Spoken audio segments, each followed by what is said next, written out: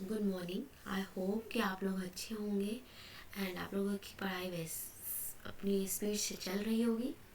As we all know कि आज से मैं अपने इंडियन फ़िलासफ़ी का यूनिट स्टार्ट करने वाली हूँ और हर एक टॉपिक पूरे 10 यूनिट को मैं कवर करूँगी। ओके, तो आज का हमारा टॉपिक है सांख्या। एंड फ्रेंड्स, मैं बहुत कॉन्सेप्ट ऑफ सांख्या एंड मतलब concept of Indian philosophy, concept of education, ये सब आई डोंट थिंक कि ये सब आप लोगों को बताने की ज़रूरत है, बिकॉज ये सब तो हम लोग कॉमन जानते हैं और क्वेश्चंस को भी अपने कॉमन सेंस से यूज़ कर सकते हैं। But if in want our JRF, तो अब हमें वैसी प्रिपरेशन करनी चाहिए जिससे कि हम टू द पॉइंट चीज़ों को समझे भी और हमारे लिए वो बेनिफिशियल भी हो। सो प्लीज़ फ्रेंड, जो भी मेरे वीडियोस को देखते हो, आज से अपने टाइम टेबल में मेरे वीडियो का टाइम ऐड कर लो if you like my video, अगर पसंद है तो, ताकि रोज़ पर डे के हिसाब से आप ये वीडियोस देख लो, है ना। ताकि जब नेक्स्ट डे न्यू वीडियो लाऊँ तो आपका प्रीवियस वीडियो क्लियर हो। पेंडिंग में मत डालना फ्रेंड्स, है ना, क्योंकि पेंडिंग में डालने से क्या होता है, अच्छा आज नहीं, अच्छा कल, एक दिन में जब सारा देखोगे तो फिर वही हाल हो जाएगा, यू कांट प्रिपेयर गुड, है ना। लेकिन अगर धीरे धीरे कॉन्सेप्ट्स को करते जाओगे तो आप अच्छा कर सकते हो। ओके, सो हमारा टारगेट क्या है, जेआरएफ 2021 पेपर 2 एजुकेशन। तो हम क्या करेंगे, हम इसी की बात करेंगे, ठीक है।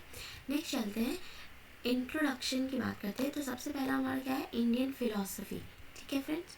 इंडियन फिलोसफी में क्या है, इंडियन फिलोसफी में हम जो है, फिलो मतलब होता है लव एंड सोफी मतलब होता है विस्डम, यानी नॉलेज के लिए अगर लव है तो उसको हम लोग कहते हैं फिलॉसफी, है ना। किसके लिए लव है, अगर नॉलेज के लिए अगर लव है तो उसको क्या कहते हैं, फिलॉसफी। और ये जो इंडियन फिलॉसफी है, दो भाग में बटा है, किसमें, ऑर्थोडॉक्स और हेट्रोडॉक्स। अगर ऑर्थोडॉक्स की बात करें तो उसको कहते हैं आस्तिक, और हेट्रोडॉक्स की बात करें तो उसको कहते हैं नास्तिक, ठीक है। अब एक और चीज़ है, ऑर्थोडॉक्स का मतलब है, या आस्तिक का मतलब ये नहीं कि हम गॉड की पूजा कर रहे हैं, नहीं। ऑर्थोडॉक्स का मतलब है कि हम वेदा को प्राइमरी सोर्स मानते हैं। किसको प्राइमरी सोर्स मानते हैं, वेदा को, ठीक है, वेदा को प्राइमरी सोर्स मानते हैं। ओके, और यहाँ हम वेदा को प्राइमरी सोर्स नहीं मानते, यहाँ हम वेदा को क्या करते हैं, रिजेक्ट कर देते हैं। ये होता है ऑर्थोडॉक्स का आस्तिक और ये होता है हेटेरोडॉक्स का नास्तिक। अब बात करें अगर वेदा में, अब यहाँ से इंक्लूड हो जाए कि वेदा में भी दो तरह के वेद, एक जो भगवान को मानते हैं और एक जो भगवान को नहीं मानते हैं। तो जो गॉड को मानते हैं वो होते हैं थीस्टिक, ठीक है, और ये जो है ये गॉड को नहीं मानते हैं,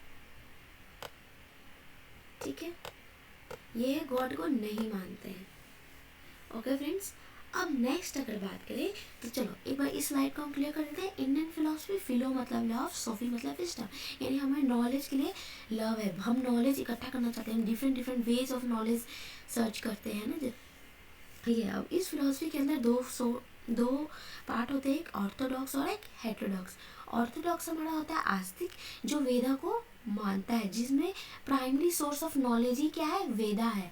और हेटेरोडॉक्स क्या है, हेटेरोडॉक्स वो है जिसमें प्राइमरी सोर्स ऑफ नॉलेज वेदा नहीं है, ठीक है।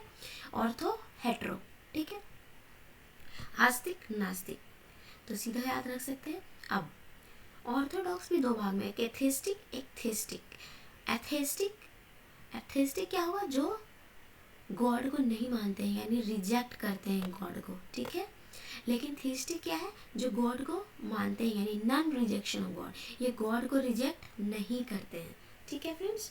तो नेक्स्ट चलते हैं, अब नेक्स्ट है हमारा आस्तिक। अब आस्तिक में भी एथेस्टिक और थीस्टिक पर है। एथेस्टिक जो गॉड को रिजेक्ट करते हैं और थीस्टिक जो गॉड को रिजेक्ट नहीं करते हैं। अब एथेस्टिक में बात करें तो गॉड को कौन कौन रिजेक्ट करता है, सांख्या, न्याय फिलोसफी, वैशेषिका, ठीक है। अगर हम सांख्या की बात करें तो सांख्या को हम लोग स्कूल ऑफ डुअलिज्म भी बोलते हैं, ठीक है, स्कूल ऑफ डुअलिज्म भी बोलते हैं। सेकेंड मार्कर चेंज करने दो,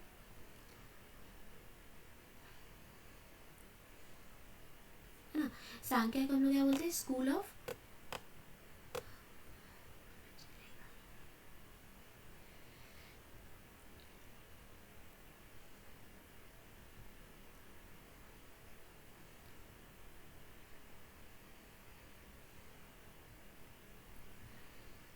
स्कूल ऑफ डुअलिज्म बोलते हैं, ठीक है, डुअलिज्म स्कूल ऑफ बोलते हैं।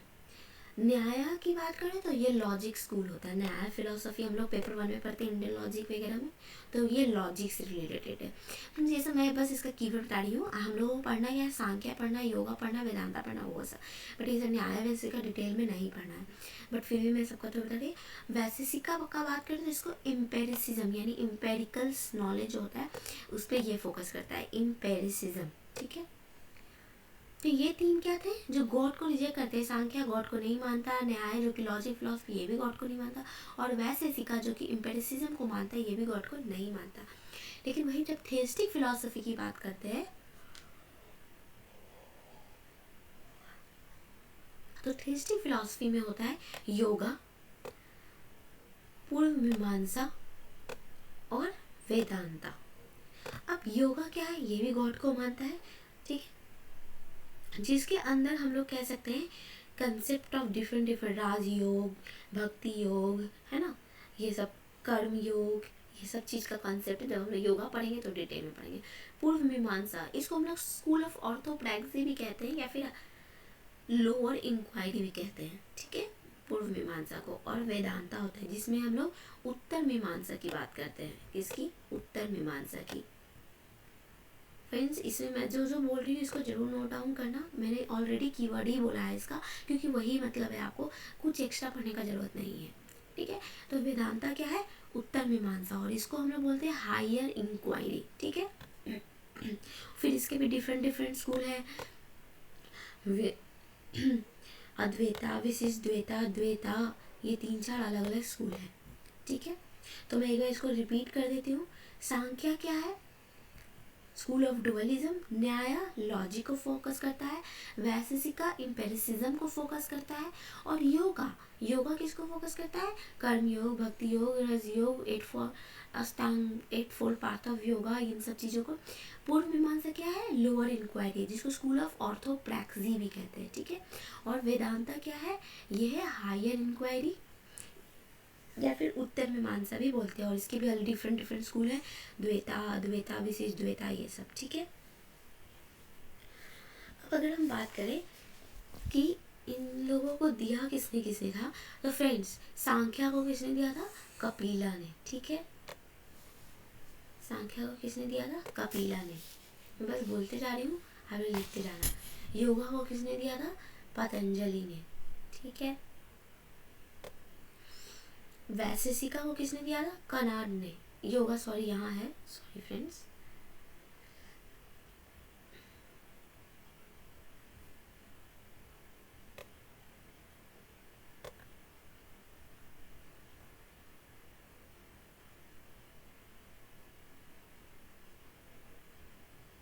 है ना। न्याय को किसने दिया था, न्याय को अक्षपदा गौतम ने दिया था, अक्षपदा गौतम, ठीक है, अक्षपदा गौतम। मैं यहाँ अगर स्पेलिंग लिख दूँ तो वो क्या है, AKSHP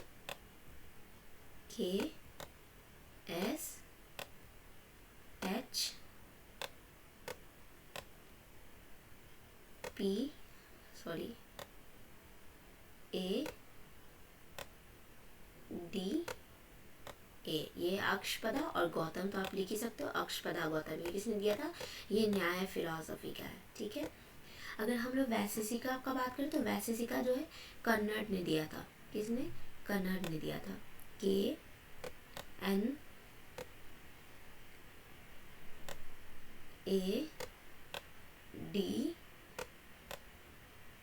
और A, ठीक है, ये किसने दिया था, कन्नड़ ने दिया था। तो ये था जो कि ये तीनों है। अब योगा की बात करें तो योगा किसने दिया था, कपिला ने दिया था। पूर्व मीमांसा की बात करें तो पूर्व मीमांसा महर्षि जेमिनी ने दिया था, ठीक है, महर्षि जेमिनी जो थे उन्होंने दिया था, महर्षि जेमिनी, ओके। और वेदांता का बात करें जो कि उत्तर मीमांसा है हमारा, वो इसमें हम लोग फिलोसॉफिकल टीचिंग ऑफ उपनिषद्स के बारे में पढ़ते हैं, ठीक है। वैशेषिका का अगर थोड़ा सा और समझ लें तो वैशेषिका क्या है, ये एटमिस्ट और प्लूरलिस्ट इन नेचर, मतलब एटम वगैरह की बात करता है ना, इम्पेरिसिज्म की बात करता है वैशेषिका। और वही न्याय क्या है, लॉजिक सिस्टम पे बेस्ड है, परफेक्ट परसेप्शन, इन्फरेंस, अनुमान, इन सब चीज़ों, टेस्टिमनी, शब्दा, इस सब चीज़ को न्याय जो है देखता है। ठीक है, अब हम आ जाते हैं नास्तिक में। ओके, तो नास्तिक में क्या है हमारा, नास्तिक के अंदर जो है 3 चीज होता है। अगर नास्तिक के अंदर देखें यानी थीस्टिक के अंदर, तो थीस्टिक के अंदर 3 चीज है। कौन कौन सा, बुद्धिज्म, जैनिज्म और चारवाक। ठीक है, बुद्धिज्म,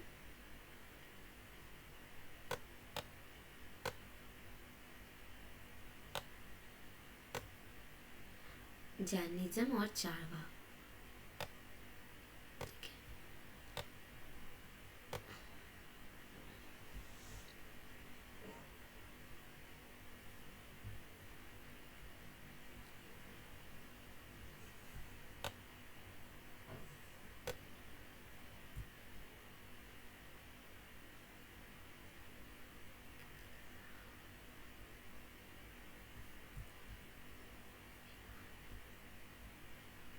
ठीक है, जैनिज्म, बुद्धिज्म, जैनिज्म और चारवाक। अब बुद्धिज्म को किसने दिया था, तो बुद्धिज्म को जो है सिद्धार्थ गौतम ने दिया था। फ्रेंड यहाँ पे देखो 2 गौतम हम लोगों ने पढ़ाई, अक्षपदा गौतम और एक सिद्धार्थ गौतम, तो ये ध्यान रखना। ठीक है, पहले जब हमारे सिलेबस में ये था वैसे का वगैरह, तब ये क्वेश्चन पूछा हुआ है कि बुद्धिज्म को सिद्धार्थ गौतम ने दिया था या अक्षपदा गौतम ने दिया था, अगर आप 2012 के पहले के भी क्वेश्चंस को देखोगे तो। ठीक है, जैनिज्म किसने दिया था, महर्षि वर्धमान ने। ठीक है, महर्षि वर्धमान ने दिया था। ठीक है, और चारवाक किसने दिया था, बृहस्पति। ठीक है, चारवाक किसने दिया था, बृहस्पति।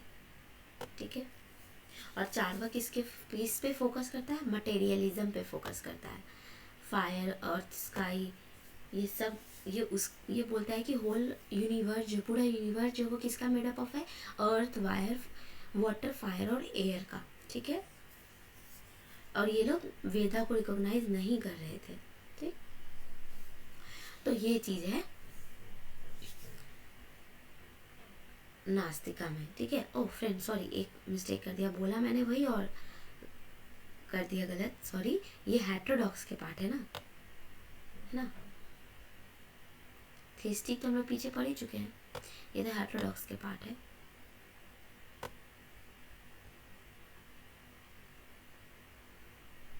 सॉरी, ये हेटेरोडॉक्स के नास्तिक है, जो वेदा, जिनके लिए वेद जो है वो प्राइमरी सोर्स नहीं है।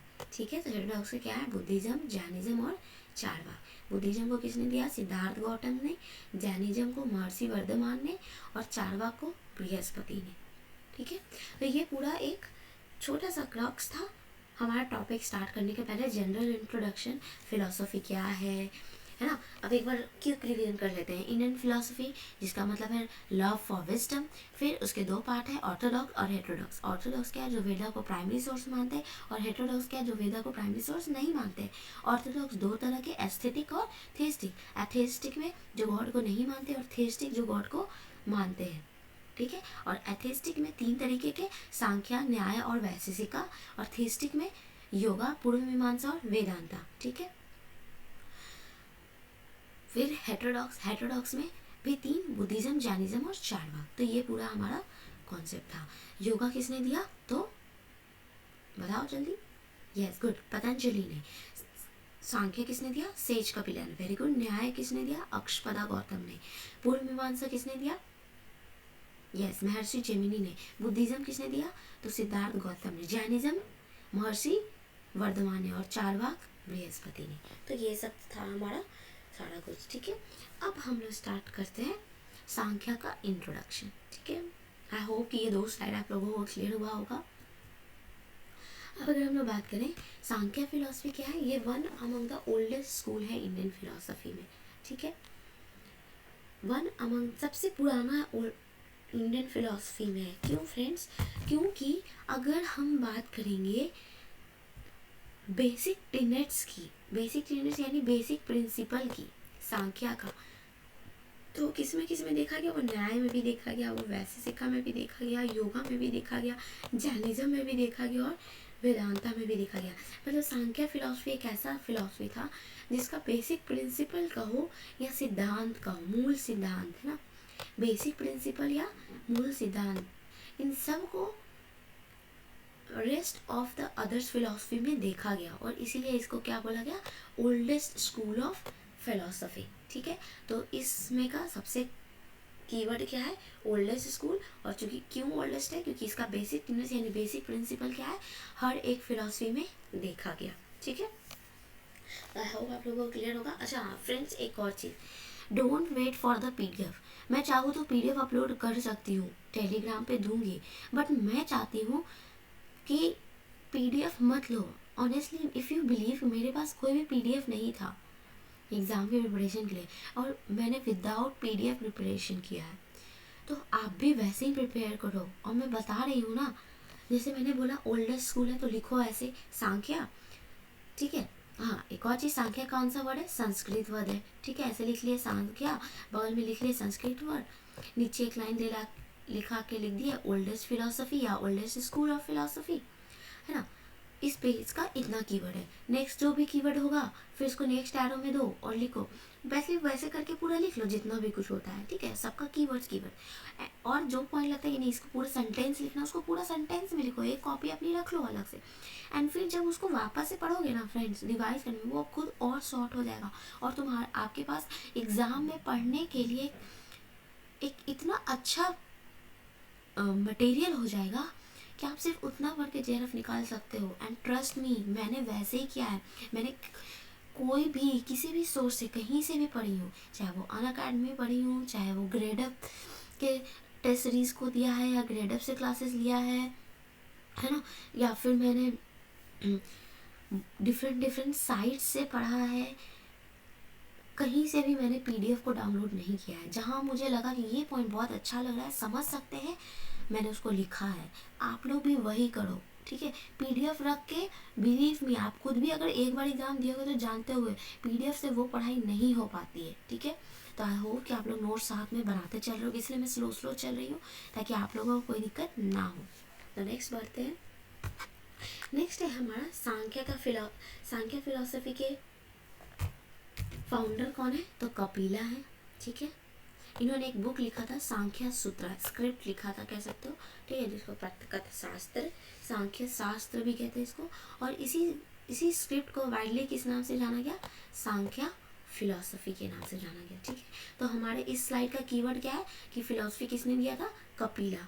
और ये चाहो तो लिख सकते हो कि एक स्क्रिप्ट इसमें कौन था, सांख्य सूत्र। नहीं तो कोई बात नहीं, बट ये कीवर्ड है। ठीक है, मैं साथ साथ ये भी बताते चलूँगी। नेक्स्ट चलते हैं। आप यहाँ से समझने का स्टार्ट होता है फ्रेंड्स, तो समझना सांख्या के दो व्यूज़ हैं। ठीक है, 2 व्यूज़ हैं, यानी सांख्या का जो ओरिजिन है, कैसे उत्पत्ति हुआ, ओरिजिन हुआ, कहाँ से आया, इसके 2 व्यूज़ हैं। पहला व्यूज़ हमको ये बोलता है कि सांख्या किस वर्ड से डिराइव हुआ है, समख्या अगर हम बोले या सांख्या बोले, किस वर्ड से डिराइव हुआ, संख्या से डिराइव हुआ है। ठीक है, संख्या जिसका मतलब होता है नंबर। अब ये नंबर क्या कहना चाहता है फिलॉसफी में, तो नंबर ये कह रहा है कि हमें राइट नॉलेज होना चाहिए, हमें सही नॉलेज होना चाहिए, सही ज्ञान होना चाहिए। किस चीज़ का, हमारे ब्रह्मांड में यानी हमारे यूनिवर्स में, इन आवर यूनिवर्स कितने सारे कंस्टिट्यूएंट हैं, है ना, कितने सारे एलिमेंट्स हैं हमारे यूनिवर्स में, उस नंबर को स्पेसिफाई करता है सांख्य। ठीक है, अभी आके देखोगे कि 25 एलिमेंट होते हैं, क्या कितने होते हैं, 25 एलिमेंट। तो इसी 25 एलिमेंट को जो है सांख्या यानी जिसका मतलब नंबर है, उसको स्पेसिफाई करता है कि ये नंबर ऑफ अल्टीमेट कंस्टिट्यूएंट है यूनिवर्स का। ओके फ्रेंड्स, आई होप ये क्लियर होगा। तो इस स्लाइड का आपका कीवर्ड क्या है कि 2 व्यूज होते हैं ओरिजिन के। पहला क्या, सांख्या, तो कैसे लिखोगे सांख्या का ऐसे, सांख्या 2 व्यूज, पहला लिख दोगे सांख्या, और सांख्य का मतलब क्या, नंबर। और ये नंबर क्या बोल रहा है, नंबर बोल रहा है right knowledge ultimate constituent of the universe. दूसरा क्या है, अभी देखते हैं। सेकंड जो है हमारा, वो ये बोलता है other way that Sankhya means perfect knowledge and that is about the reality, understanding और विजडम, ठीक है। और दूसरा का मतलब होता है नॉलेज, परफेक्ट नॉलेज होना चाहिए, है ना। हमें संपूर्ण ज्ञान, पूरा हर चीज़ का नॉलेज होना चाहिए। परफेक्ट नॉलेज, बिल्कुल ऐसा नॉलेज होना चाहिए जिसमें हम उन 25 एलिमेंट्स का हर एक नॉलेज, विजडम होना चाहिए, अंडरस्टैंडिंग होना चाहिए, उसको रियलिटी, रियल समझना चाहिए, रियल नॉलेज है। तो ये बोलता है सामख्या। यानी दूसरा क्या है, नॉलेज। पहला तो बोला हमको क्या, नंबर। और नंबर किसको बता रहा है कि जो हमारे यूनिवर्स में एलिमेंट्स है उनके नंबर के बारे में बता रहा है। और दूसरा क्या है, नॉलेज। और नॉलेज क्या बोल रहा है कि जो हमारे यूनिवर्स में ये नंबर के बेसिस पे जो है एलिमेंट्स है, इनका राइट नॉलेज होना चाहिए, परफेक्ट नॉलेज होना चाहिए, होल नॉलेज, संपूर्ण ज्ञान होना चाहिए, ठीक है। तो ये है सांख्या का दो व्यूज कि सामख्या का मतलब है क्या। पहला नंबर, ठीक है, और दूसरा संपूर्ण ज्ञान, perfect knowledge. Okay friends, next पर है। अब हम बात करते हैं इसके मेटाफिजिक्स की। तो फ्रेंड्स, मेटाफिजिक्स में बात करें तो अब यहाँ से भी तीन कीवर्ड्स, 3-4 कीवर्ड्स आएगा। तो समाख्या फिलॉसफी को सबसे पहले किसकी तरह रिगार्ड किया गया, समाख्या फिलॉसफी को सबसे पहले डुअलिज्म की तरह रिगार्ड किया गया, ठीक है। बोला गया कि ये डुअलिस्टिक रियलिज्म है, ठीक है। डुअलिस्टिक क्यों बोला गया, डुअलिस्टिक इसलिए बोला गया क्योंकि ये दो डॉक्टराइन, यानी दो वास्तविकता, यानी टू अल्टीमेट रियलिटीज। डॉक्टराइन यानी उसका base of two ultimate realities कौन थे उसके, प्रकृति और पुरुषार्थ, ठीक है। क्या क्या थे, प्रकृति और पुरुषार्थ, है ना। प्रकृति और पुरुषार्थ के बेसिस पे इनका दो अल्टीमेट रियलिटीज था, और इसीलिए इसको क्या कहा गया, doctrine of two ultimate realities, dualistic. डुआ मतलब दो, दो चीज पे बेस्ड थे, और वो दो चीज क्या था, दो रियलिटी, और दो रियलिटी क्या था, प्रकृति और पुरुषा। पहला मेटाफिजिक्स का फर्स्ट कीवर्ड, तो कैसे लिखोगे इसको भी लिखोगे सामख्या, डुअलिस्टिक फिलॉसफी, इसके अंदर क्या है, प्रकृति और पुरुषा। और कोई अगर कोई चाहते हो इस पूरे पॉइंट को लिखना तो वो भी लिख सकते हो कि ये पूरा पॉइंट ही हमारे लिए इंपॉर्टेंट है, ठीक है। नेक्स्ट चलते हैं metaphysics. Further it maintains the plurality of पुरुषार्थ।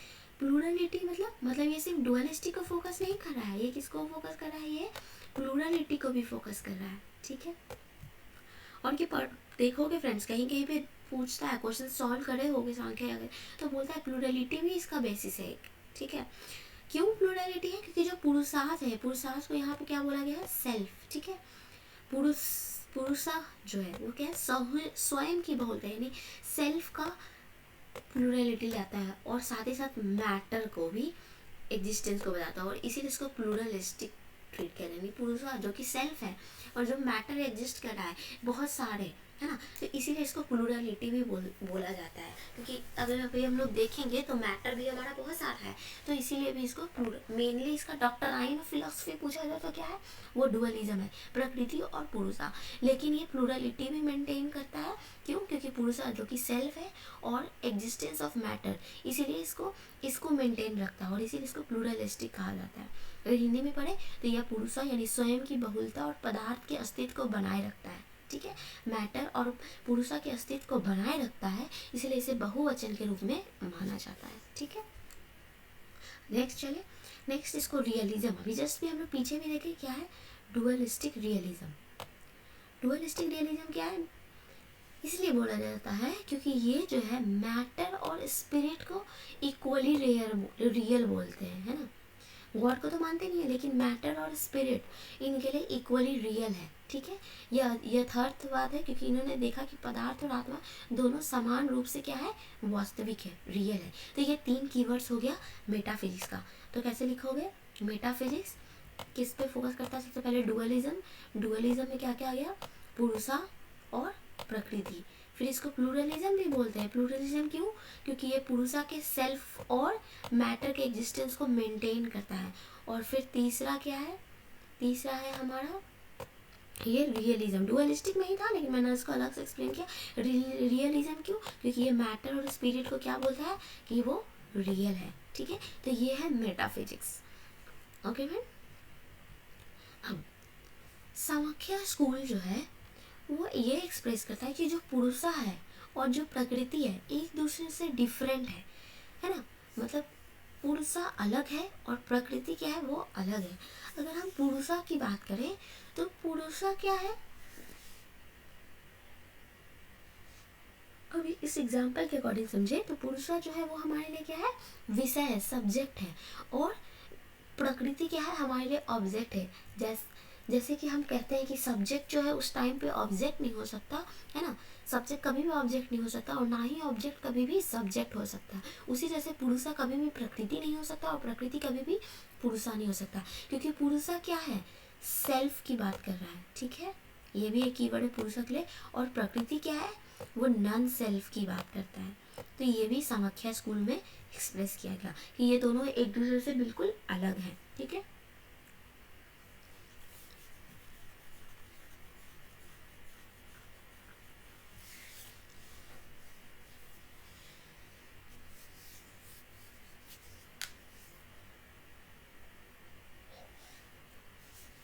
अच्छा, एक और फ्रेंड्स यहाँ पर एक और चीज़ देख लेते हैं। मैं सोची थी इसको आगे बताऊंगी, लेकिन यहाँ स्पिरिट का बात किया तो मे भी आप लोगों के माइंड में आया होगा कि स्पिरिट है यानी गॉड को तो मानता नहीं है। तो यस फ्रेंड, ये गॉड को नहीं मानता है, बट इसके अकॉर्डिंग स्पिरिट या सोल जो है ना, वो क्या है, इनफाइनाइट है। स्पिरिट, ये भी लाइन लिख सकते हो, spirit and souls are infinite. बहुत सारे हैं स्पिरिट और सोल, जिसको कि जीव आत्मा कहते हैं, जिसको हम आगे पढ़ेंगे। हु पोजेस कॉन्सियसनेस, जिनमें कॉन्सियस है, जिसमें चेतना होता है, ठीक है, मगर ये गॉड यानी ईश्वर के एग्जिस्टेंस को डिनाई करते हैं, रिजेक्ट करते हैं, मानते नहीं है कि भगवान भी एग्जिस्ट करता है। और इसीलिए क्या है, एथेस्टिक है, क्योंकि ये वेदा पे बिलीव करता है लेकिन ईश्वर के एग्जिस्टेंस पे बिलीव नहीं करता है, ठीक है। तो याद रखना, सांख्या में स्पिरिट और सोल क्या है, इनफाइनाइट है, ठीक है, लेकिन गॉड के एग्जिस्टेंस को बात नहीं करता है, ठीक है। चलो नेक्स्ट चलते हैं। अब हमें बात करते हैं थ्योरी ऑफ कॉजेजन। ये भी मेटाफिजिक्स का ही नेक्स्ट पॉइंट है, थ्योरी ऑफ कॉजेजन, ठीक है। थ्योरी ऑफ कॉजेजन में बोला गया कि जो प्रकृति है वो अल्टीमेट कॉज है। प्रकृति क्या है, कॉज है, यही कॉज है किसी भी ऑब्जेक्ट का, कारण है। कारण कहने का मतलब क्या है कि आप कह सकते हो, जैसे मान लो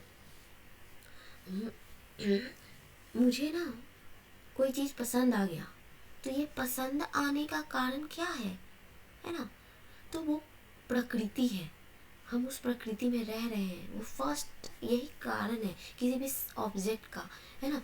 कोई वस्तु है और उसके लिए हमारा यही सबसे बड़ा कारण है, और वो कारण ही क्या है, प्रकृति है, ठीक है, including our mind, body and sense organ, ठीक है।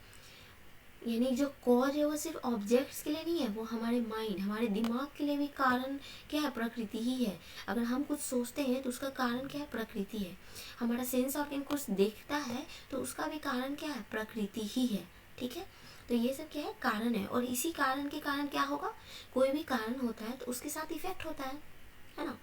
जब भी कारण होगा या तो इफेक्ट होगा, या तो पहले ही वो इफेक्ट हो या बाद में इफेक्ट हो, जिसे हम लोग पढ़ते हैं ना इंडियन लॉजिक में, कॉज एग्जिस्ट प्री, कॉज के पहले इफेक्ट हो गया, हम पहले इफेक्ट देख लिए, मॉड वाला पानी, है ना, जो बारिश बाद में एज्यूम करते हैं, या फिर पहले बादल देख के बारिश का एज्यूम करते हैं। तो ये क्या कॉज है, क्या कि वो पानी, ये सब तो प्रकृति है, और इफेक्ट क्या है, बारिश हो गया, हम पानी जमा हुआ देखें, तो उसी तरह से यानी प्रकृति मेरा क्या है, अल्टीमेट कॉज है ऑल ऑब्जेक्ट्स का, जो कि ऑब्जेक्ट्स का, माइंड का, बॉडी का और सेंस ऑर्गन का। और यह ऑब्जर्व किया गया कि हर इफेक्ट का एक कॉज होगा, कोई भी इफेक्ट होगा, कोई भी वजह होगा, उसका क्या होगा, कारण होगा। ऑफ कोर्स हर एक वजह का कारण होता है, मतलब अगर हम किसी मतलब अगर हम चाहते हैं कि हमको सब कुछ मिले, दुनिया का हर एक खुशी मिले, तो उसका वजह है क्या, हम मोह माया से अटैच हैं, हम हर चीज़ों से अटैच है, वो मेरे लिए कारण है, वो मेरा मोह माया है ना, कि वो भी आ जाता मेरे पास, वो भी लालच है, ये एक कारण है। और उसका इफेक्ट क्या है कि हमको सब आ जाना चाहिए, हम उसके लिए गलत काम पे चले जाते हैं, गलत पथ अपना लेते हैं, रॉन्ग पाथ अपना लेते हैं, ऑनेस्टी छोड़ देते हैं। तो ये क्या इफेक्ट है उस कॉज का, कॉज है कि हमको चाहिए, और इफेक्ट क्या दिखाने लगे, डिसऑनेस्ट, रॉन्ग पाथ को अपनाना, तो ये सब, ठीक है। तो हम यानी cause and effect are two inseparable component. Cause और इफेक्ट क्या है, दो इनसेपरेबल कंपोनेंट है for all sorts of creation, कोई भी क्रिएशन होता है उसके लिए। Hence all object of the world, कोई भी वर्ल्ड में वस्तु है या ऑब्जेक्ट है वो क्या है, बॉन्डेड है ना, बंधा हुआ है किस चीज़ से, chain of cause and effect से, कॉज एंड इफेक्ट के चेन से, जंजीर से, कारण और इफेक्ट उसका जो है उसके जंजीर से कोई भी ऑब्जेक्ट है इस दुनिया में, इस यूनिवर्स में, ब्रह्मांड में, वो क्या है, बंधा हुआ है। और उसी रिलेशन को क्या कहते हैं, सत्य कार्यवाद। ठीक है, बहुत इंपॉर्टेंट पॉइंट है फ्रेंड्स, सत्य कार्यवाद and populated as theory of causation, और इसी को कहते हैं थ्योरी ऑफ कॉजेजन। ठीक है, एंड आई होप कि आप थ्योरी ऑफ कॉजेजन आप लोगों को क्लियर हुआ होगा। थ्योरी ऑफ कॉजेजन को अगर हम सिंपल वर्ड में समझे तो ये बोलता है कि सबसे अल्टीमेट या सबसे पहला कॉज हमारे यूनिवर्स में क्या है, तो वो है प्रकृति। और ये प्रकृति किस चीज़ का कॉज है, कोई भी वस्तु का, किसी हमारे दिमाग का, हमारे सेंस ऑर्गन का। और देखा गया कि हर एक इफेक्ट, कोई भी इफेक्ट जो होता है वो किसके कारण होता है, किसी न किसी वजह के कारण, किसी न किसी कॉज के कारण। और कॉज और इफेक्ट एक ऐसा कंपोनेंट है जिसको हम अलग नहीं कर सकते। अगर कॉज है तो इफेक्ट है, इफेक्ट है तो कॉज होगा ही होगा। ठीक है, इसलिए हर ऑब्जेक्ट किससे बंधा हुआ है, किसके जंजीर में बंधा हुआ है, कॉज और इफेक्ट के रिलेशन के जंजीर में बंधा हुआ है। और सामख्या के अकॉर्डिंग इस जंजीर को क्या बोलते हैं, सत्य कार्यवाद बोलते हैं। ठीक है, सत्य कार्यवाद, जिसको थ्योरी ऑफ कॉजेजन बोलते हैं। इसको और समझते हैं सत्य कार्यवाद को, तो सत्य कार्यवाद जैसे कि दही है ना, दही हमारे मिल्क में पहले से एग्जिस्ट था, है ना, before come into existence.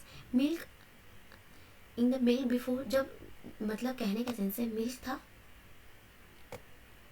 Milk से कर्ड बना, लेकिन ये कर्ड बाद में नहीं आया, पहले से इस मिल्क में छुपा हुआ था, लैटेंट था, जिसको छुपा हुआ कहते हैं। ठीक है, तो मिल्क में ये पहले से ही छुपा हुआ था, तो प्री एग्जिस्टेंस था। और तब हम इसका इफेक्ट देखें, यानी ये न्यू क्रिएशन नहीं है। ठीक है, सत्य कार्यवाद यही बोलता है, ये 3 कीवर्ड है सत्य कार्यवाद का। ठीक है, पहले से इफेक्ट प्रेजेंट था, प्री एग्जिस्टेंट था कॉज इफेक्ट का। ठीक है, दूसरा जो भी इफेक्ट होता वो न्यू क्रिएशन नहीं है, तो यानी कुछ भी बनता वो न्यू क्रिएशन नहीं, क्यों, क्योंकि पहले से एग्जिस्टेड था। ठीक है, और इसको हम लोग परिणामवाद भी बोलते हैं। ठीक है, परिणामवाद भी बोलते हैं। इसको भी मैं एक्सप्लेन करूँगी, आज तो बहुत सारा टॉपिक बचा है, एक दिन में नहीं होगा, 2 पार्ट में करके कवर करूँगी। तो मैं एक्सप्लेन करूँगी कि ये परिणामवाद अलग से मैं ही पूरा ये एक्सप्लेन करूँगी। ठीक है, तो ये चीज़ है। ठीक है, तो आई होप कि ये सत्य कार्यवाद क्या है, हमेशा याद रखना, कोई भी चीज़, सत्य कार्यवाद यही बोलता है, कोई भी चीज़ जो है वो क्या है, बाद में नहीं आती, पहले से उसका एग्जिस्टेंस है, अपने कॉज में छुपा हुआ है, लेकिन वो हम इन्वेंट करते हैं।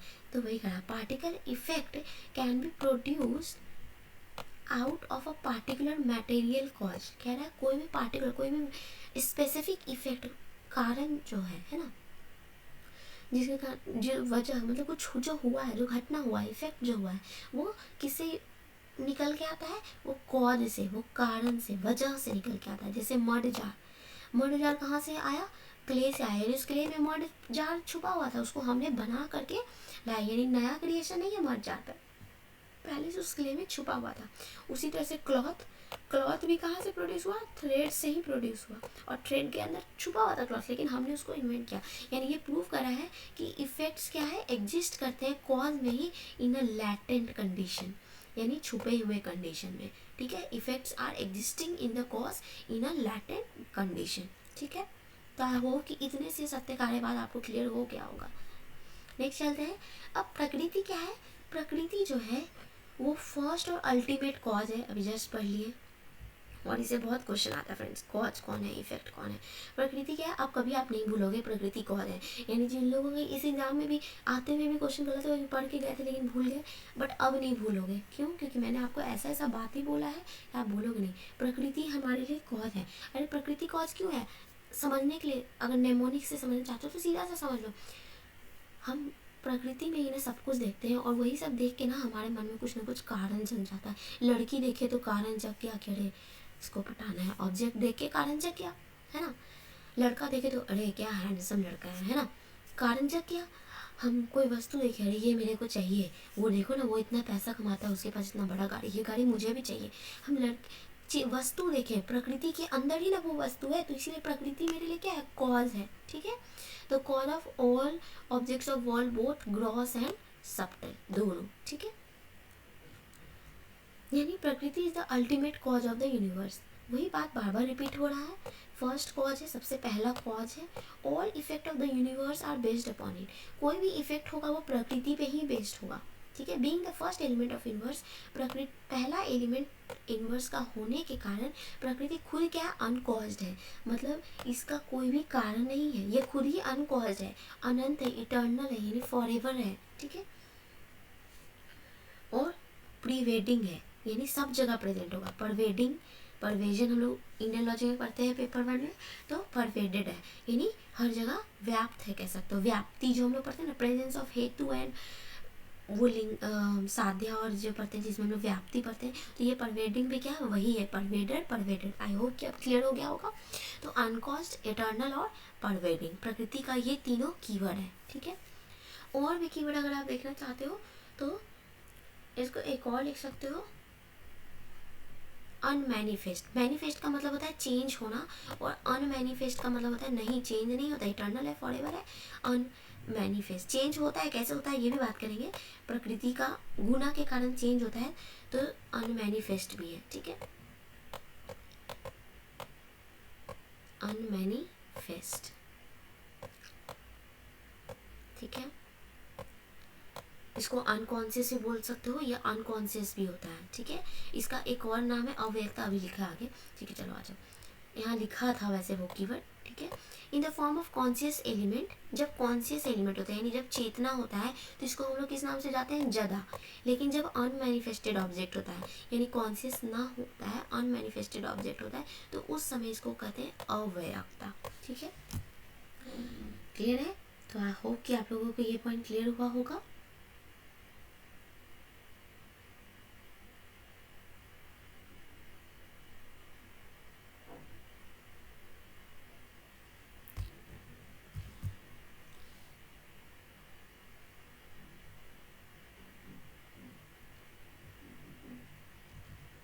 है ना। तो अनमैनिफेस्ट क्या है, फ्री फ्रॉम चेंज, जो मैंने बोला, इसको हम लोग अनमूवर भी बोल सकते हैं, ठीक है। अनमूवर यानी मूव नहीं करता है। अव्यक्त बोल सकते हैं, ठीक है। हिंदी में अव्यक्त बोलते हैं, जो मैंने यहाँ लिखा है।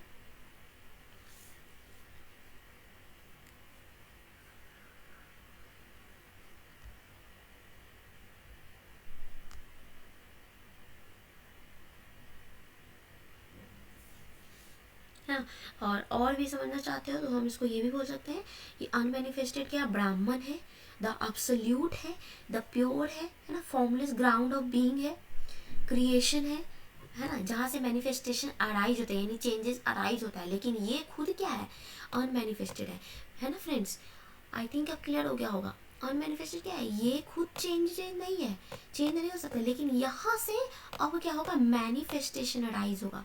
मैनिफेस्टेशन का मतलब चेंजेस, प्रकृति से चेंजेस अराइज होगा, क्योंकि प्रकृति ही ना क्या क्रिएट हो रहा है, इफेक्ट, और इफेक्ट आएगा तो हर एक इफेक्ट कुछ ना कुछ चेंजेस लाता है ना। तो मैनिफेस्टेशन कहाँ से अराइज होगा, प्रकृति से, और इसीलिए प्रकृति को क्या बोला गया, अनमैनिफेस्टेड, ठीक है। अब क्लियर हो गया होगा, बिकॉज फ्रेंड्स मुझे भी आदत है डाउट नहीं छोड़ने का, तो इसलिए मुझे पता है कि आप लोगों को ये डाउट हो गया होगा ये टर्म का, तो मैंने स्पेशली ऐसे समझा दिया। अब मुझे पता आप लोगों को कोई कन्फ्यूजन नहीं होगा, अगर होगा तो प्लीज़ नीचे लिख देना, नेक्स्ट वीडियो जब इसी से रिलेटेड लेके आऊँगी तो मैं आपको एक्सप्लेन कर दूँगी। एक लास्ट ये समझ लेते हैं, गुनाज ऑफ प्रकृति, बाकी रेस्ट नेक्स्ट क्लास में करेंगे। तो गुनाज ऑफ प्रकृति क्या है, समाख्या फिलॉसफी जो है वो 3 गुना का बात करता है, और स्पेशली कह सकते हैं प्रकृति का ये 3 गुण है। कौन कौन से, सत्व गुना, रज गुना और तमस गुना। प्रकृति जो है इक्विलिब्रियम स्टेट में होता है इन 3 गुना के कारण, ठीक है। वो गुण है क्या, कोई का क्वालिटी क्या है, एट्रीब्यूट क्या है ना। जैसे हम लोग देखते हैं ना, अभी तुम्हारा गुण, तुम में क्या क्या गुण है, तो उसी तरह से प्रकृति का भी 3 गुण है, सत्व, रजस और तमस, और ये क्या है, स्टेट ऑफ इक्विलिब्रियम है इन 3 गुना की वजह से। तो अगर हम सत्व की बात करें तो सत्व क्या है, बस कीवर्ड याद रखना है फ्रेंड्स। सत्व जो है एलिमेंट ऑफ प्रकृति है, जिसमें प्लेजर की बात करते हैं, ठीक है। लाइटनेस, इसलिए मैंने इल्यूमिनेटिंग लिखा है, लाइट, ये कीवर्ड्स है इसका, लाइटनेस, प्लेजर, ये सब, ठीक है, ये सत्व है प्रकृति का वो एलिमेंट है। जैसे हम आग जलाते हैं, ब्लेजिंग अप अ फायर, ठीक है। अब what curse of a vapour, मतलब जब वेपर उड़ता है तो उस समय भी, और सत्व होता किस रंग का है, वाइट रंग का। कलर भी इंपॉर्टेंट है, तो आप कलर भी याद करना, ठीक है। तो ये 3 चीज़ यहाँ पे इंपॉर्टेंट है। नेक्स्ट बात करते हैं रजस। रजस क्या है, प्रिंसिपल ऑफ एक्टिविटी है। यहाँ पे एक्टिविटी मतलब ये बहुत ही एक्टिव होता है, हर काम है करेंगे करेंगे। लाल खून कहता है ना, लाल खून कैसे तुरंत गर्म हो जाता है, ठीक है। ये एक्टिव क्यों है, मोबिलिटी है, हर समय मोबिलिटी है, यानी घूमते रहता है। इसके अंदर स्टिमुलेशन है, हर टाइम इसके माइंड में कुछ ना कुछ चलते रहेगा, है ना। जैसे हवा उड़ता है, जैसे विंड ब्लो करता है, जैसे आग कितनी जल्दी फैलता है, फायर स्प्रेड होता है ना। जैसे माइंड बहुत जल्दी रेसलेस हो जाता है, क्यों, जब हम कोई चीज़ देखते हैं हम तुरंत घबरा जाते हैं, है ना। तो ये क्या है, रजस है, एक्टिविटी है, तुरंत वो एक्टिव हो जाता है। तो ये सब इसके कीवर्ड्स हैं, ठीक है। और ये नेक्स्ट है हमारा तमस। ये है प्रिंसिपल ऑफ पैसिविटी, यानी इन तीनों का सबसे नेगेटिव जिसको बोल सकते हैं, प्रिंसिपल ऑफ पैसिविटी। पैसिव होता है, इसके अंदर नेगेटिविटी बहुत ज़्यादा होता है ना। यार हम इतना पढ़ रहे हैं, मेरा एग्ज़ाम निकलेगा, देखो ना वो कितना पढ़ रही है, इस तरह का, मतलब हमारे दिमाग में इन सब तरह का बात हो जाता है। हम दूसरे को चीज़ों को देख के नेगेटिव सोच लेते हैं, तो उसके लिए क्या हो जाता है, ब्लैक कलर होता है इसका, ठीक है। यानी हम लोगों ने सत्व में क्या देखा, सत्व क्या है हमारे लिए, सत्व क्या है, लाइटनेस को बिलोंग करता है। रजस क्या है, एक्टिविटी, ठीक है। और तमस क्या है, इनएक्टिविटी। अब याद करने का तरीका देखो, सत्व नहीं थोड़ा सा लग रहा बहुत साधु संत टाइप। साधु संत क्या होते हैं, हमेशा खुश रहते हैं, अपने आप को खुशी दिखाते हैं, प्लेजर दिखाते हैं, तो वो क्या है, लाइटनेस, ठीक है। रजस, राजा लोग क्या तो बहुत एक्टिव होते हैं ना, तो वो एक्टिवनेस। और तमस नहीं लगता है, तामसिक, तांत्रिक, ऐसा कुछ इस टाइप का। तो तमस, तमस क्या है आपके लिए, इनएक्टिव, जो नेगेटिविटी बताता है। और ये कलर क्या है, ब्लैक। और इसीलिए इसमें क्या है, लेजीनेस, ड्रॉजीनेस, हेवी, बहुत हेवी होता है। हम जितना नेगेटिव सोचते हैं, हम खुद फ्रेंड्स अपने मन में, हमको तो लगता है उसके लिए बुरा सोचना बहुत अच्छी बात है, लेकिन हम खुद अपने ही ओर क्या होने लगते हैं, ऐसा हो जाते हैं कि अपने आप में एक अलग मेंटालिटी हो जाता है, इग्नोरेंस, डार्कनेस आ जाता है हमारे ही लाइफ में। दूसरे के लिए सोचते हैं और हमारे लाइफ में नेगेटिविटी से डार्कनेस आ जाता है। तो ये है सत्व, रजस और तमस, ठीक है। अब सत्व, रजस और तमस जो है ये क्या है, ये इन एक दूसरे को कॉन्ट्राडिक्ट भी करते हैं और साथ ही साथ कोऑपरेट भी करते हैं, किस लिए, ताकि कोई ऑब्जेक्ट प्रोड्यूस कर सके। 3 गुना जो है प्रेजेंट होता है हर ऑब्जेक्ट में, नन ऑफ देम, कोई भी अलग अलग एग्जिस्ट नहीं करता है, ठीक है।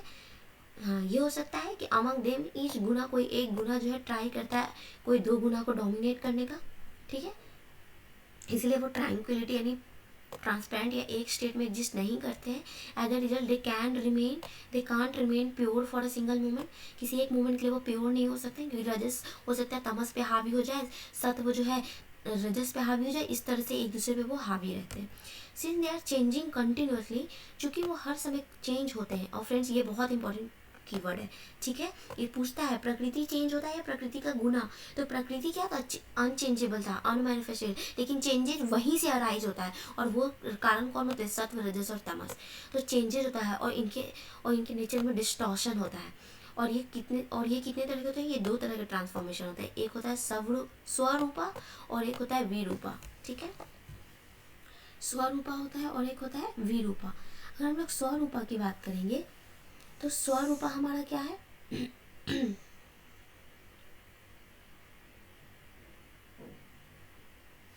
स्व मतलब सेल्फ, है ना। और रूपा मतलब, विरूपा मतलब, देखते पहले, स्व का मतलब क्या हो गया, सेल्फ। स्व मतलब यहाँ सत्व जो है स्व में चेंज होगा, यानी सेल्फ में चेंज होगा, सत्व में ही। रजस जो है रजस में ही चेंज होगा, ठीक है। यानी कि जब भी प्रलय आएगा, प्रलय और पर्ग हम लोग पढ़ते हैं ना, क्वेश्चन भी था जो हम लोग कंफ्यूज करते प्रलय कहाँ है, तो वो यही है ट्रांसफॉर्मेशन, प्रलय। मैंने प्रीवियस ईयर क्वेश्चन से रिलेट करके कॉन्सेप्ट्स डाले हैं, ठीक है। हमने सब कुछ पढ़ लेते हैं, लेकिन जो आता है प्रीवियस ईयर क्वेश्चन से वही नहीं पढ़ पाते। तो प्रलय क्या है, यही, यानी जब प्रलय आता है ना, तो प्रलय के समय जो डिसोल्यूशन होता है, यानी जो चेंजेस होता है गुणाज में, वो क्या होता है, ऐसा चेंजेस होता है जो दूसरे को डिस्टर्ब नहीं करेंगे, स्वरूप में दूसरे को डिस्टर्ब नहीं करेंगे, खुद डिस्टर्ब होंगे। यानी सत्व जो है सत्व में चेंज होगा, रजस रजस में, तमस तमस में चेंज होगा। और इस तरह के ट्रांसफॉर्मेशन को हम लोग स्वरूपा ट्रांसफॉर्मेशन कहते हैं।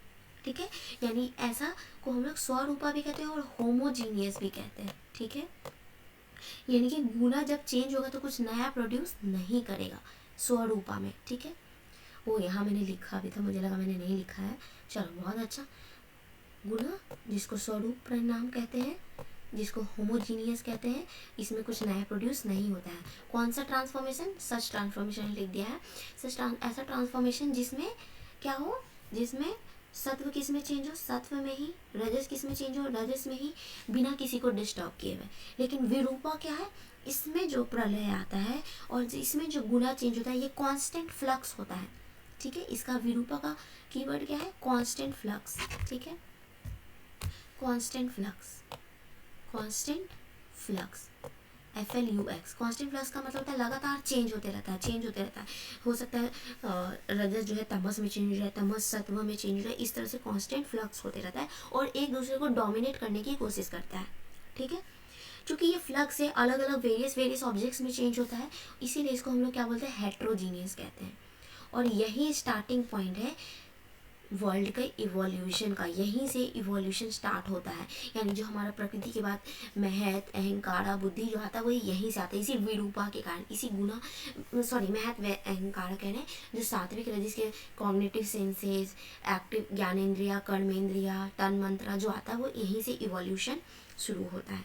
ठीक है, तो आई होप आप लोगों को ये क्लियर हो गया होगा प्रकृति का। मैंने प्रकृति को पूरे डिटेल में बता दिया है। अब हमारा बच्चा है पुरुषा, evolution, epistemology, bondage and liberation, axiology. इसको हम लोग नेक्स्ट क्लास में पढ़ेंगे फ्रेंड्स। ठीक है, आई होप आप लोगों को क्लियर हुआ होगा। क्लियर हुआ होगा तो प्लीज़ फ्रेंड्स, आज पहला क्लास था, लाइक ज़रूर करना ताकि मुझे मोटिवेशन मिले कि हाँ मैंने आप लोगों के लिए कुछ अच्छा किया है ना। आप लोगों को समझ में आ रहा है तो प्लीज़ जितने लोग देखोगे उतने लाइक आने चाहिए। अगर लाइक नहीं आएगा तो मैं मोटिवेटेड नहीं होंगी, मैं आप लोगों के लिए इतना मेहनत नहीं करना चाहूँगी। मुझे ना कोई देख ही नहीं रहा तो मैं क्यों इतना मेहनत करूँ, अननेसेसरी का है ना। तो इसलिए प्लीज़ फ्रेंड्स एक लाइक तो बनता है अगर मैं इतना मेहनत कर रही हूँ तो। सो प्लीज़ लाइक करो, अपने फ्रेंड्स को शेयर करो, जो नहीं अफोर्ड कर सकते, जो अफोर्ड कर सकते हैं अगर उनको भी अच्छा लग रहा है तो बिल्कुल देखो। और एक और बात फ्रेंड, आई नो कि अब इस क्लास के बाद आपके पास माइंड में ये उठ रहा होगा हम कितने क्लासेस को देखो। तो देखो पेपर 1, जब भी पेपर 1 की बात करेंगे हम लोग तो पेपर 1 हमें पता है कहाँ से देखना है ना। एक सेकेंड, है ना। पेपर 1 की अगर हम लोग बात करें तो पेपर 1 कहाँ से देखना है? पेपर 1 के लिए बिल्कुल जो अनअकैडमी सब्सक्रिप्शन नहीं ले सकते हैं वो कहाँ देखो, बस 2 लोगों की सिर्फ क्लासेस को फॉलो करो, यानी 4 घंटे मान लो पेपर 1 के। ठीक है, 4 आवर्स जिनके पास होल टाइम है, 4 घंटे लाइव देखते हो तो। ठीक है, एंड पेपर 2 के लिए फ्रेंड्स सबको मत देखो। पेपर 2 के लिए जो लगता है, अगर मैं इफ़िशिएंट हूँ तो मुझे देखो और साथ में एक और टीचर जो हमारी सुजाता मैम है उनको देख सकते हो।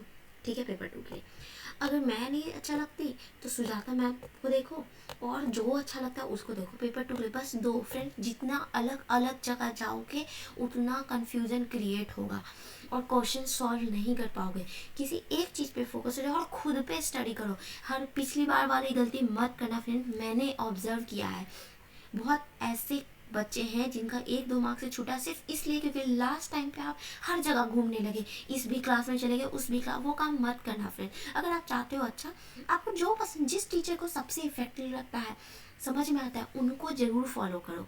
उनको फॉलो करोगे तभी आप टारगेट कर सकते हो, क्योंकि वो आपको उस तरीके से पढ़ाएंगे कि आपका कीवर्ड्स क्या है, आपको कैसे एग्जाम में क्वेश्चन समझना है ना। प्रीवियस ईयर क्वेश्चन जो भी कराता है आप उनके बैच में नहीं, उसके बैच में करो। जैसे पेपर 1 में ही है, सर भी कराते हैं, मैम भी कराती है और भी अलग अलग एजुकेटर्स कराते हैं, तो सब में मत घूमो फ्रेंड्स, कोई ज़रूरत ही नहीं है। एक बार आप कर लोगे वो एनफ है।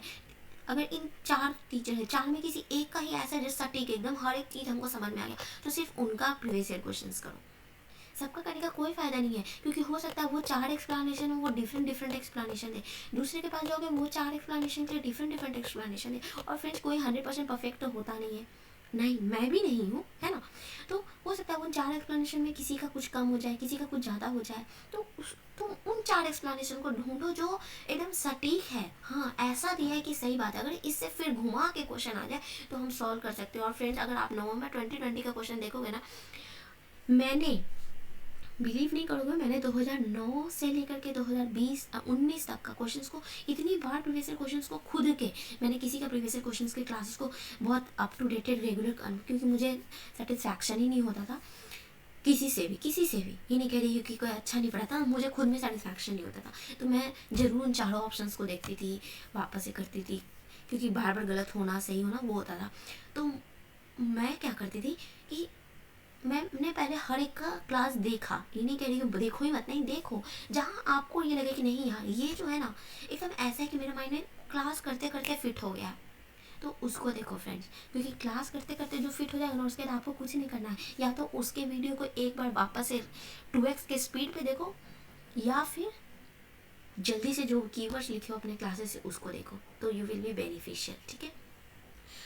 तो अगर आप लोगों को मेरा क्लास अच्छा लगा हो तो प्लीज़ फ्रेंड्स लाइक ज़रूर करना, अपने फ्रेंड्स के शेयर ज़रूर करना, and please join my Telegram group, जहाँ आप लोगों को मैं गूगल, ये टॉपिक ख़त्म होगा तो मैं गूगल फॉर्म पे आप लोगों को कीवर्ड्स क्वेश्चंस दूंगी फॉर सॉल्विंग, जिससे आप लोगों को सारा कुछ क्लियर हो जाए। ठीक है।